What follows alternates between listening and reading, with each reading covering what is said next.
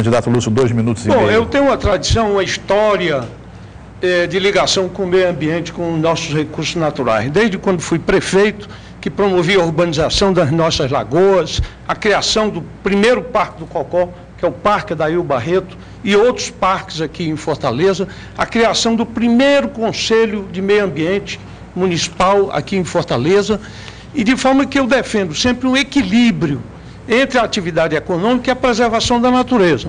Uma coisa são os santuários, são os parques, são as unidades de conservação. E para elas nós temos uma atenção especial, criamos o primeiro geoparque da América do Sul, reconhecido pela Unesco, que é o Geoparque lá do Cariri. E, ao mesmo tempo, outros na orla marítima. Agora, o que é preciso é fazer com que as atividades econômicas que se exerçam nessas áreas, elas se deem de maneira a não serem predatórias, não destruir o meio ambiente, as nossas belezas naturais. E é esse equilíbrio que deve ser buscado permanentemente, através da avaliação dos órgãos do meio ambiente, aonde a sociedade tem que estar representada, o Ministério Público, os ativistas do meio ambiente, que eu considero de grande importância. Relembro aqui pioneiros como o nosso Feitosa, Joaquim Feitosa, os fundadores da SOCEMA, da Sociedade Cearense de Meio Ambiente, o professor Flávio Torres, que foram, à minha época, como prefeito, grandes incentivadores de todos esses programas que nós desenvolvemos aqui. Então, darei toda a ênfase, todo empenho, todo interesse nesse zoneamento econômico e ecológico, para que as atividades econômicas que dão emprego, que criam riqueza, enfim, que permitem a movimentação da sociedade, permitem com que as pessoas possam viver, se instruir, trabalhar, se educar, se dê em consonância com o meio ambiente, evitando a repetição de grandes desastres ecológicos, de destruições do meio ambiente, experiências negativas anteriores, que devem servir de exemplo para que todos nós possamos, refletindo sobre elas, ter uma atitude por parte do poder público, da sociedade em geral, mais positiva em relação à defesa, à preservação do meio ambiente, sem inibir as atividades econômicas. Candidato Marcelo, 1 minuto para a réplica. Uma questão fundamental que eu considero na preservação da nossa costa marítima é a questão da valorização da paisagem. Infelizmente, no Brasil, essa discussão não chegou ainda, e menos ainda no Ceará. Então, a paisagem é fundamental, é um patrimônio nosso, natural. E nessa paisagem, na costa do Ceará, surge, assim como maior beleza, as nossas dunas. E uma das polêmicas desse zoneamento ecológico e econômico é exatamente a ocupação, o uso e a ocupação dessas dunas. Existe hoje o trabalho, a proposta feita pelo Lagomar, é que 100% dessas dunas, elas não possam ser construído nada, preservando elas 100%. Mas existe o outro lado, que quer que deixe pelo menos 10%. Qual a sua opinião com relação a isso? Olha, eu acho que 20%. A paisagem natural é um elemento fundamental para que a gente possa avaliar, inclusive, questões fundamentais para nós como turismo, como fator de atração. Esses percentuais precisam ser discutidos de maneira objetiva, porque eles não podem, no meu modo de ver, restringir e absolutamente impedir a atividade econômica. Então, essa discussão tem que ser uma discussão sem preconceitos, porque uma coisa são os santuários, as unidades de conservação, que essas merecem a preservação e que não se explore de maneira nenhuma aquele ecossistema. Outras são aquelas áreas em que a atividade econômica precisa, de alguma maneira, se efetivar. Os percentuais têm que ser estudados para que serem percentuais justos, restritivos, o mais possível, mas sem impedir a atividade econômica. Ok, o candidato Lúcio Alcântara faz agora a última pergunta para o candidato Marcos Calles. A minha pergunta para o candidato Marcos Carlos vai justamente sobre a juventude. Nós estamos hoje aí com toda essa questão da droga, do crack, essa desorientação da juventude, a desagregação da família, e muitas vezes isso como indutor da violência. Então eu perguntaria a ele o que é que ele pensa disso, desse segmento que no meu governo foi inclusive distinguido com a Secretaria Especial Esporte e Juventude, que o atual governo extinguiu, retirou o nome de Juventude. Eu lhe pergunto, então, qual é a sua ideia em relação a isso, qual é esse segmento especial da população? Candidato Marcos, 2 minutos e meio. Garantir que nós vamos criar a Secretaria da Juventude. Nós temos aqui no estado do Ceará 48% de jovens de 15 a 17 anos encontram-se fora das salas de aula, ou seja, não estão fazendo o ensino médio, não estão estudando. Desculpa, peraí, houve algum erro aqui? Não, tá certo, Soraya, me desculpa. Me desculpa, eu vou voltar ao seu tempo. Vamos lá. Fala, vou criar a Secretaria da Juventude, como eu ia falando. Nós temos aí quase 400 mil jovens fora da sala de aula, jovens da faixa etária de 15 a 17 anos. É importante uma atenção especial. Esse jovem que não está se qualificando ou não está estudando, ele busca caminhos equivocados. Muitos deles me procuram dizendo: Marcos, eu até depressivo, eu estou no alcoolismo e eu estou na dependência da droga, crack, usuário de crack. Isso é horrível aqui que está acontecendo. Nós precisamos no poder público criar vagas para esse jovem ele se ressocializar. Vamos construir centros regionais de desintoxicação e de recuperação de jovens para que ele possa ter um tratamento. Um tratamento hoje na clínica particular custa em torno de 4 a 5 mil reais. Nem quase todo, a maioria não pode pagar essa clínica particular. Então nós vamos criar e vamos entregar a uma entidade religiosa para que ela possa administrar. Fundamental, e eu quero deixar bem claro, está aí o candidato Cid, e dizer o seguinte: no meu governo, nós não vamos construir o aquário com dinheiro do Estado do Ceará, com dinheiro público do Estado do Ceará. A iniciativa privada que vai construir, eu posso dar as condições para que possa ser construído o aquário.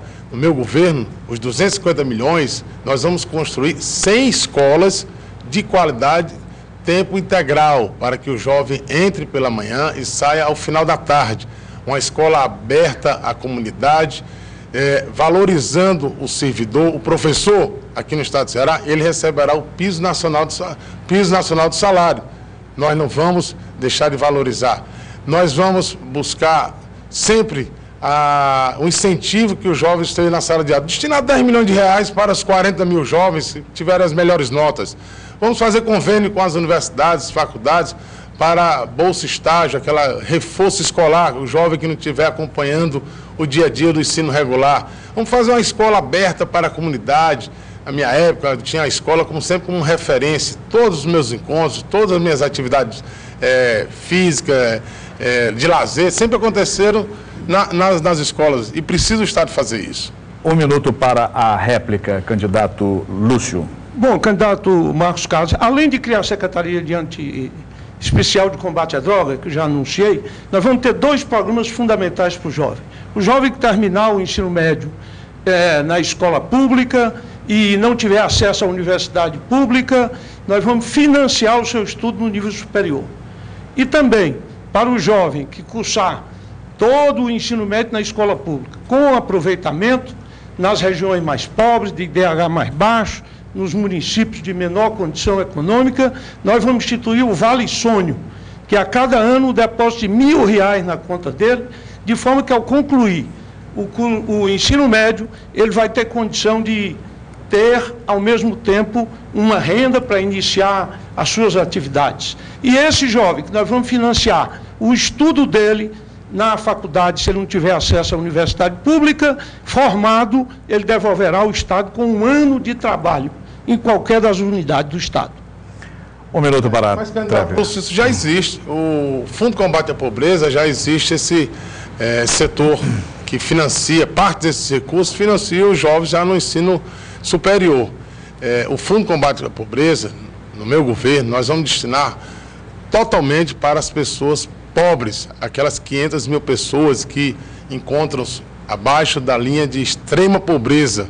Vamos criar o cartão estadual pagando R$50 mês aquelas pessoas que vivem aqui no estado do Ceará com menos de R$60, ou seja, R$2 por dia. Nós temos que arranjar uma maneira de repassar esses recursos sem intermediário. E o cartão estadual vai garantir esses recursos. Receita, FECOP, 300 milhões por ano. 500 mil pessoas, vezes R$50, 25 milhões mês, vezes 12, 300 milhões por ano. Então nós vamos passar, não vamos pulverizar o dinheiro do FECOP. Vamos ajudar, sim, aquelas pessoas que mais necessitam. A prioridade do nosso governo, do meu governo, será as pessoas aqui no estado do Ceará. Ok, eu queria só explicar à candidata Soraya, que reclamou que a pergunta deveria ser feita para ela, que na verdade a única opção que o candidato Lúcio teria era fazer a pergunta para o candidato Marcos Carles, que agora fará sim a última pergunta para você. 1 minuto, candidato. Soraya, eu quero lhe perguntar, eu estava conversando aqui exatamente sobre a educação. E aqueles números que eu já passei, o ensino de qualidade, eu vejo muita publicidade, as pessoas comemorando aqui no estado do Ceará, o governo comemorando aqui no estado do Ceará, o êxito no ensino. Na verdade, o que está acontecendo, quem deve ser premiado são os prefeitos que estão com o ensino fundamental fazendo o seu dever de casa. No estado do Ceará, o ensino médio, que é de competência do governo, nós estamos com aqueles números que eu lhe passei, quase 400 mil jovens com a faixa etária de 15 a 17 anos, fora da sala de aula. Eu pergunto, primeiro, você está satisfeita com essa situação, esse jovem fora da sala de aula? Segundo, você tem alguma ação objetiva e concreta para fazer com que esses jovens voltem a confiar no ensino médio aqui do estado do Ceará? Soraya, 2 minutos e meio. Bom, com relação à educação, é preciso, como você já colocou, ressaltar essa deficiência profunda em relação ao ensino médio. Acho que o próprio governador reconhece isso. Ele tem sido claro nesse sentido de dizer que isso é um efetivo problema. E é importante discutir também quais são os grandes carros-chefes do governo, que é o PAIC e o ensino profissionalizante. Eu acho que existem outros problemas que devem ser considerados ao analisar a educação. A questão, por exemplo, hoje nós temos professores com regimes diferentes, tanto de carga horária quanto de remuneração. Essa é a situação das escolas profissionalizantes. Nós temos um professor da disciplina regular que ganha por 40 horas e tem 8 horas para atividades de planejamento em sala de aula, enquanto que o profissional que vai dar aulas específicas da escola profissionalizante tem um regime de 20 horas e tem uma carga livre mais flexível. Muitas vezes o professor da disciplina regular, na mesma escola, para totalizar a sua carga horária, tem que ensinar em várias escolas. Eu vejo isso uma grande dificuldade. 2 regimes de remuneração e de utilização e de carga horária no mesmo espaço físico e educacional. Vejo isso como um grande problema para o profissional de ensino, porque a gente tem que levar essa valorização dos educadores, sobretudo, não só na remuneração e na aplicação da lei do piso salarial, que o governador questionou, entre outros governadores brasileiros, que é lamentável, a gente sempre vai dizer isso, porque achamos que esse foi um erro do governo Cid Gomes, até porque existe a possibilidade de contar com o governo federal na complementação para a efetivação desse direito. Então, para além disso, nós precisamos discutir a qualidade da educação. O ensino profissionalizante não pode ser um ensino somente para atender o mercado. Há profissões que se tornam interessantes para o mercado. Nós temos que pensar profissões e necessidades de formação para superar esse Ceará de desigualdade, esse Ceará de pobreza, esse Ceará de abandono da agricultura e de várias atividades que desestruturam o tecido social no interior do nosso estado.